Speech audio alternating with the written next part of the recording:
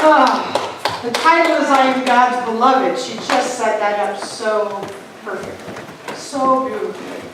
So I just want to call to our attention that the very first part of our vision statement, and no, you don't need to go to the PowerPoint, the very first part of our vision statement says, Harmony Center is an inclusive, spiritual community. That word inclusive is why some people show up here and keep coming back. That word inclusive is something that we get to practice when our buttons get pushed by people who look like other. And Mary just said, from now on we can't see other, there's only us. That's what we teach, isn't it? Our very basic premise of this teaching is that there's only one thing. Call it God, call it the one source, call it energy, you call it whatever you want. Sometimes Ernest Holmes, our founder, just called it because it's something so big and so unknowable in its totality. But we say that presence, and how I like to say, the God of our understanding. It's all there is. It is all there is. That means us. Everywhere present, no matter where I can look, no matter where I can go, right here inside me, everything. It includes every single person sitting in these seats. It includes everybody who's ever been on this planet, ever will be. We are all precious incarnations of that one. And that's what that song is about. No matter where you're at, we are precious incarnations of that one. I love this quote that I found from Ralph Waldo Emerson. God enters through a private door into every individual. Isn't that pretty?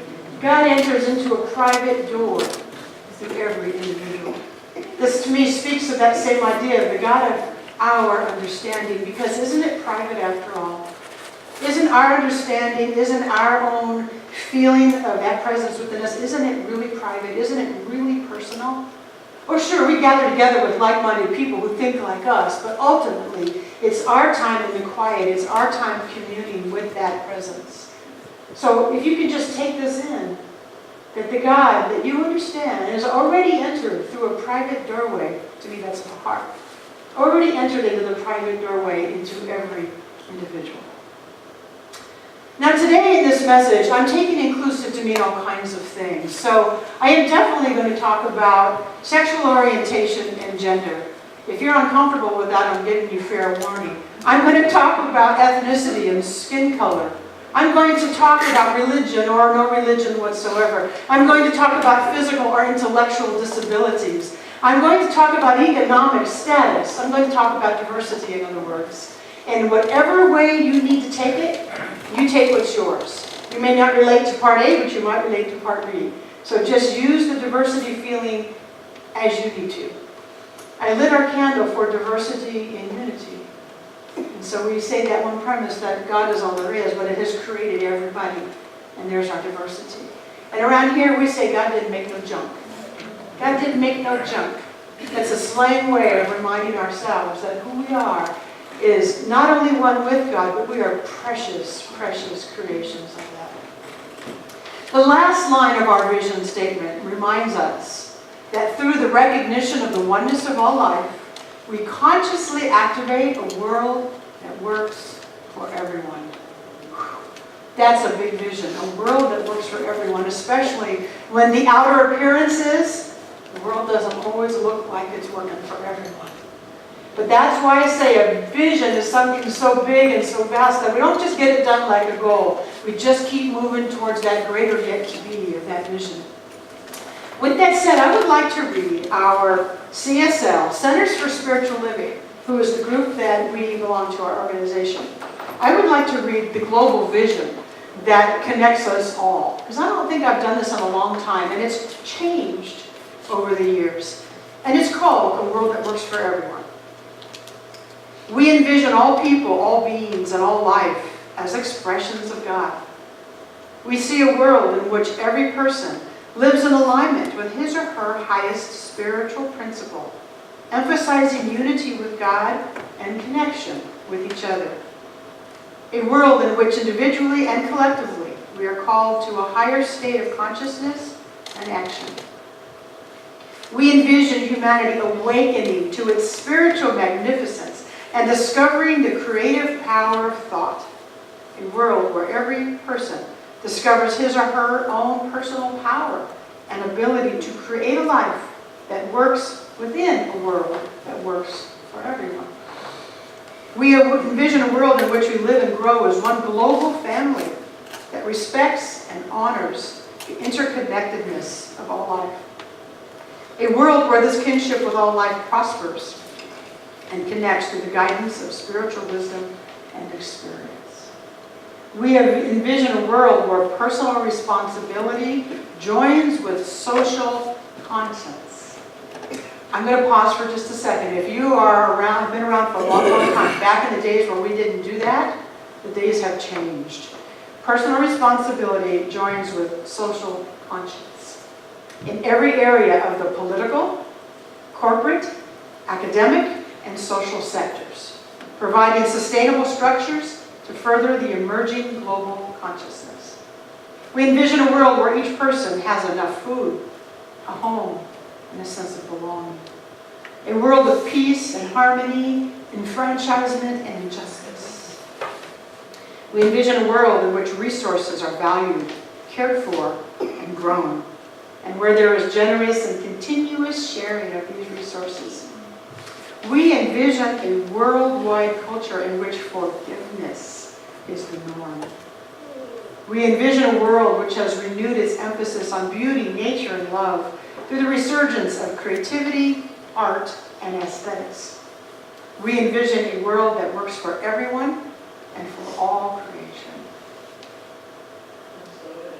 And so it is. That's a really big vision. Our vision statement on Sunday brings it down to a smaller and bite-sizable. This vision is something that you're in this room means you're part of it. We're part of being a catalyst, if you will, for this greater good. Now, June, in case you don't know, June happens to be all over this country of ours, Pride Month. Pride Month. If you haven't heard the initials, LGBTQ, perhaps you need to come and talk to me. I think everybody in the room has probably heard that. But it's Pride Month. Now, Long Beach does their parade in May, but all over the planet, a lot of people are celebrating LGBTQ, and there's a few other initials these days, but we'll leave it at those 5, Pride.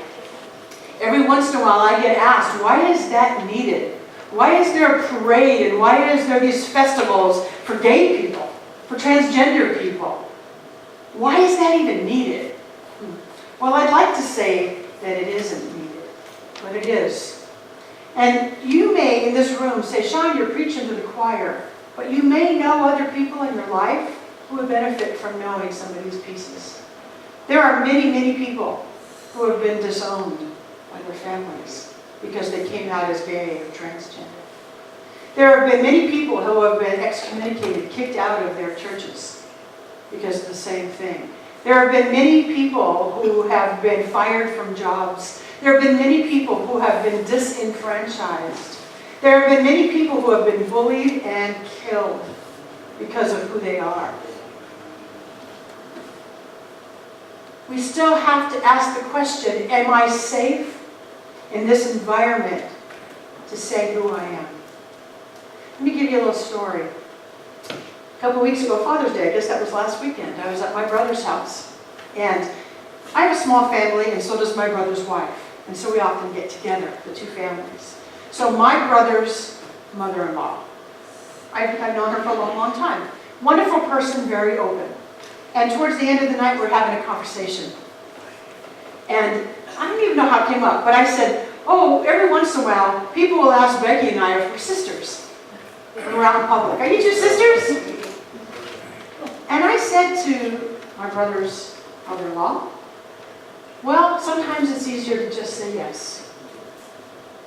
And she just kind of nodded. She says, well, it's none of their business anyway. And we were getting ready to leave, so I didn't go any deeper into it, but really the point was missed.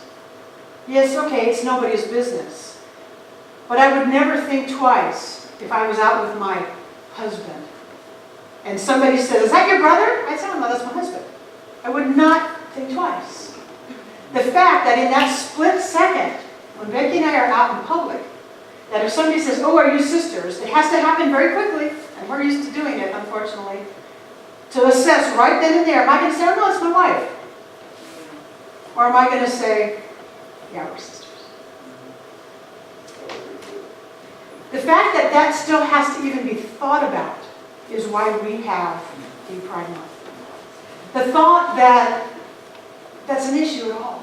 Now we've come a long way and I'm so grateful. I'm so grateful how far we've come. But there's more to do. And so I want some of your eyes to be open to that understanding. Just that little story that I told you. That sometimes I go, yeah, we're sisters. I shouldn't have to think about it, should I? I know every single one in this room would say, no, Sean, you shouldn't have to think about it. But what I'm telling you is that I do. And there are others in this room who do have to think about that. And so that's why we have things like Pride Month.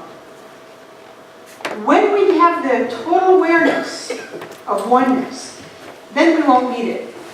When diversity of all kinds is celebrated, I mentioned the physical and intellectual disabilities. When that awareness is complete, we won't have to talk about that. When I don't hesitate to say this is my life, we will be done with it. When we don't have to think, am I safe to talk about this with this group or this person, then we'll be there. But until then, the awareness has to happen.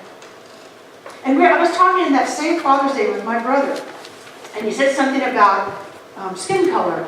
And he was saying, well, it shouldn't be an issue. And I said, you're right. It shouldn't be an issue, but it still is. It shouldn't be an issue. He goes, oh, well, all people, all colors, whatever. I go, yeah, I agree with you. But Brad, until we get there, we have to keep it in front of people's awareness. So you're a part of this global vision with me. So again, you may not be the one who needs to hear this message, but can you pass little pieces on to somebody else? To just say, well, color shouldn't matter, that's all well and good, but can you take it the next step? Can you ensure that it's not mattering to you? Are you going to make sure that you are being inclusive? You see, that's where our implementing the vision comes in, that we are now creating it. So I also said earlier that many people have been disowned from families, and many people have been shunned from their churches, from religious communities. And I've heard many stories from many people about the healing that happens when they're finally able to own God again. Danielle, come on up, sweetie. So I have a young friend who I know from the dance studio, my other life. Can we go to this? Can we go to this one?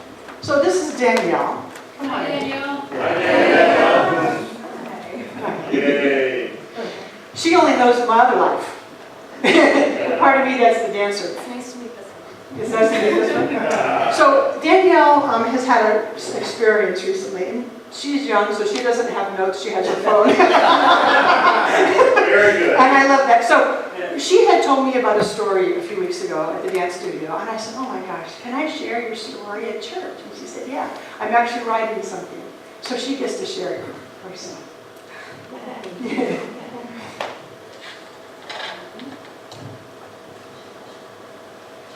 I had a couple of things on my agenda when I signed up to go to an all-women LGBT adult summer camp. I planned to take morning hikes, tan by the pool, dance all night, and maybe find a couple of flings to get into trouble over. Instead, something else happened, something completely nowhere near this agenda. I went to queer camp, and I found God.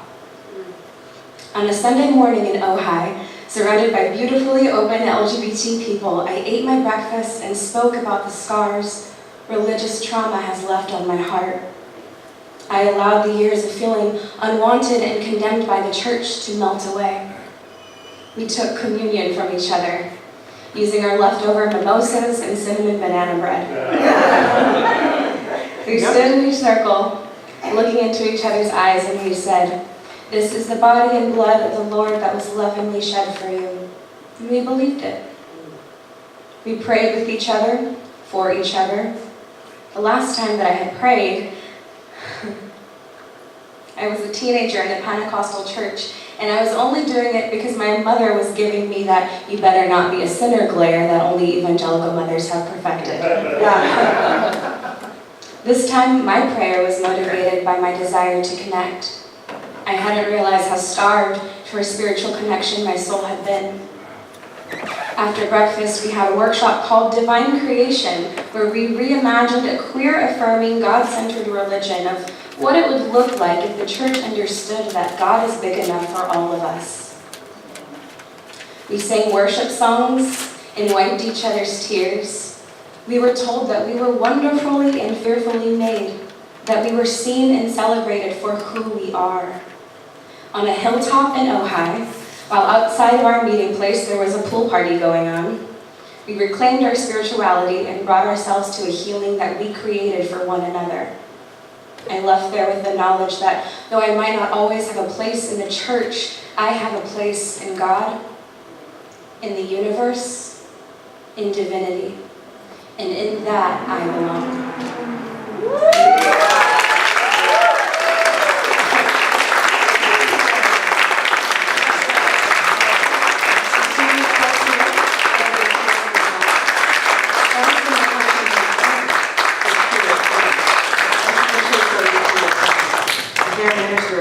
And I can't resist doing this. You see my shirt? Now you can say you've been flashed by your minister. Thank you.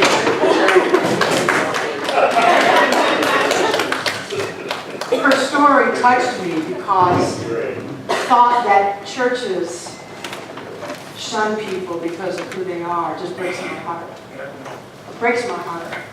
But it also brings joy to my heart that people find healing in whatever ways. Danielle's story said it was onyx. She said, I didn't know. I thought I was going to go party and hike and lay out in the sun. And I had a healing. And so if you're feeling that way too, that there's a part of you who needs that healing, to know that God loves you just the way you are. I couldn't love you more. Whether you're gay or whether you're whatever. All those things I mentioned, I don't have to say them again. Whatever diversity you're feeling. To just take that in, that I am so loved by that presence that's not out there somewhere even. For us, it's right here. It's in ourselves, and we can feel it in our heartbeat, and we can tell ourselves who I am is divine no matter what somebody else says. So I couldn't end this talk without just saying a brief bit about what's been going on at our southern borders. Because that's diversity too. We're talking about brown-skinned people who are being treated very cruelly. Regardless of what your beliefs are about immigration or about borders, this goes beyond that. And I hope that you, my congregation, are people who understand that that's just cruel and unnecessary. If you feel sad, if you feel angry, acknowledge the feeling. But I don't want you to get stuck in that. So the best thing that we can do is pray. We do not want to underestimate the power of our prayers to make a difference to those people or any people. We can pray. We can take other actions as well. We can sign petitions, and we can call our congresspeople and our senators, and we can donate money. We can do all kinds of things. But we can also pray. And I have something else I want to share with you today that was written by Ernest Holmes, our founder, in 1942. So who can tell me what was going on in that era of 1942? World War II. Japanese relocation.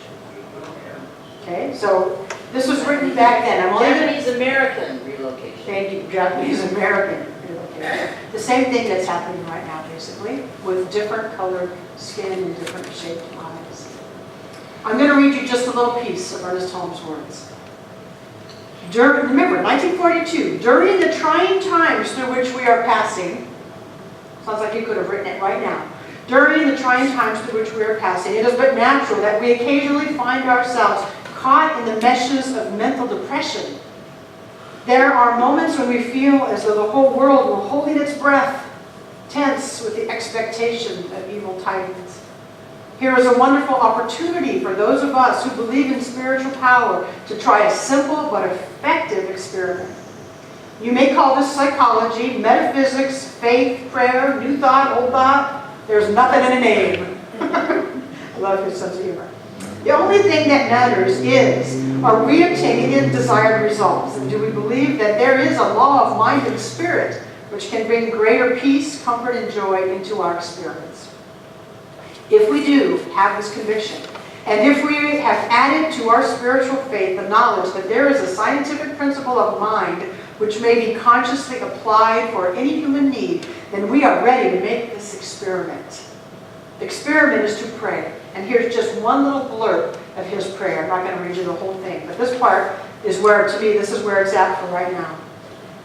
He says, there is a deep calm at the center of my being, which is undisturbed, which is forever at peace with the universe around me. I know that the power of good will prevail, and that there is being worked out now in the minds of men and women everywhere a divine pattern of freedom, protection, and cooperation for all people. There's the great experiment. There's the prayer, the key words: freedom, protection, and cooperation for all people. And how does he say to do it? With a calm, centered heart. Now, I know that occasionally we get caught in the mental depression, as he says, the whole world is holding their breath. This is back in 1942. I don't know about you, but I've had to remind myself lately to take some deep breaths, because I've been feeling like I've been holding my breath. But I don't wish to get stuck there. I wish to stay in everything that's been taking place today, in this idea of us, not us and them, not the other, but the us. If anybody wants a little extra, talk to Joanne Elliott about her blog after service. She's writing some beautiful things about not getting stuck in seeing people as other. Joanne, raise your hand just in case somebody doesn't know. You can get on her, however that works, her webpage or her blogs and read her stuff. Margaret's song. We want to stay in that vibration of lifting others up so we can pray. We can pray. We can pray. Whether we're talking about border issues, whether we're talking about gay issues, whether we're talking about any kind of disability issues, it matters not. We can stay in that sense of, let me use this experience to rise up the vibration on the planet. So coming full circle from where I started out with Harmony Center is an inclusive, spiritual community.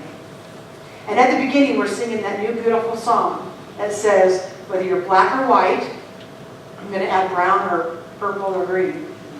Whether you're gay or straight, or whether you're non-binary, or whether you're queer, or whether you're trans, whether you're Christian, Buddhist, or Jew, or Hindu, or Islam, or Taoist, or atheist, this door is open to you. We sing that now every Sunday, and that's what this message today is really about. So I'm going to repeat the Emerson quote. We don't have to go to the PowerPoint. Just listen to the words. God enters through a private door into every individual. Therefore, just like my topic, you can say, I am God's beloved. Can you close your eyes with me? Saying that to yourself. I am God's beloved. In your own mind. I am God's beloved. I am God's beloved. As we keep that idea in our heart and mind, I remember first that there is only one source.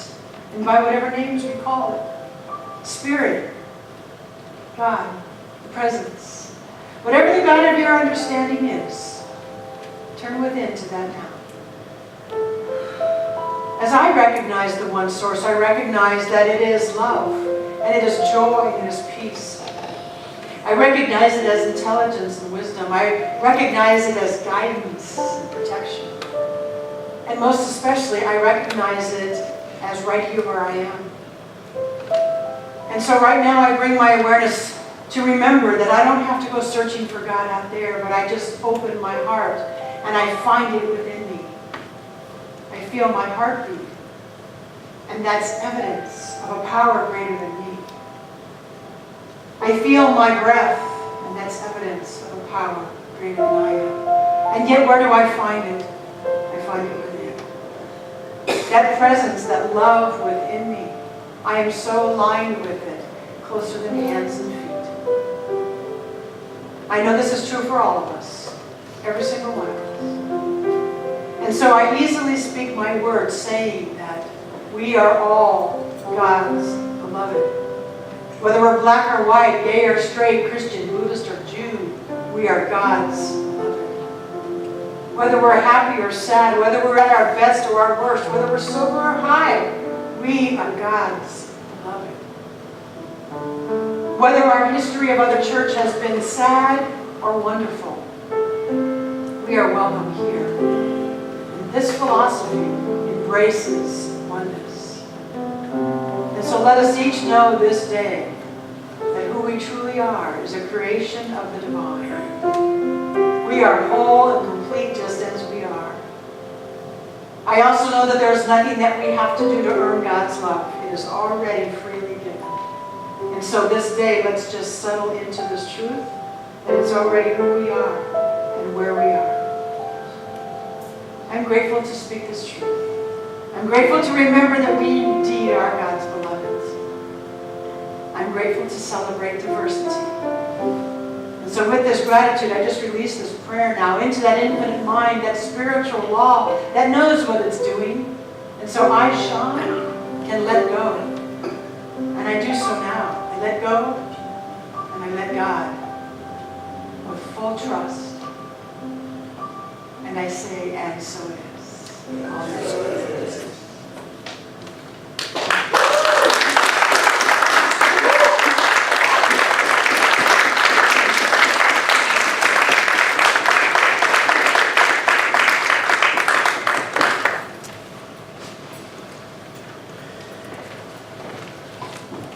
Thank you for this powerful message. Very much deep gratitude. So I'm going to read the affirmation first, and then we'll all join together. I am a unique and precious individualization of the Source. My inner pride about who I am rises strongly above anyone else's opinions. I am at peace when I remember I am God's beloved. Together. I am a unique and precious individualization of the Source. My inner pride about who I am rises strongly above anyone else's opinions. I am at peace when I remember I am God's beloved. So it is.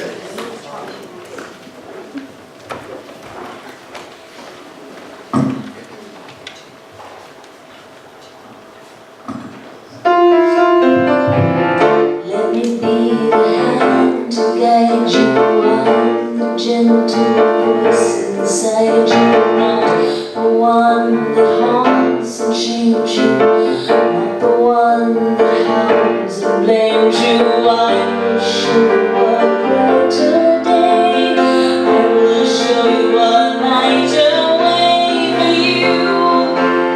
Deserve to feel safe, and you deserve to feel loved, and I do love you so. So go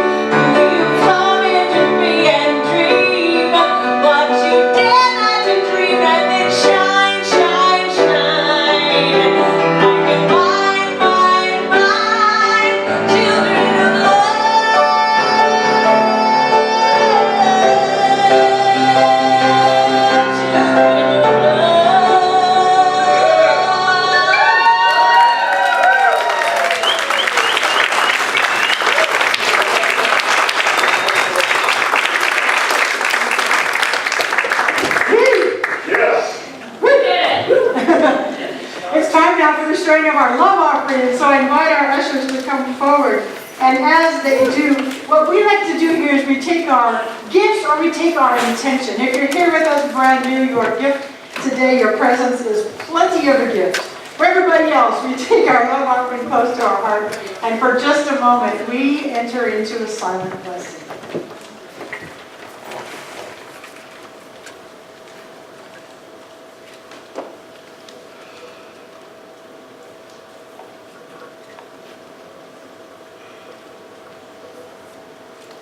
And in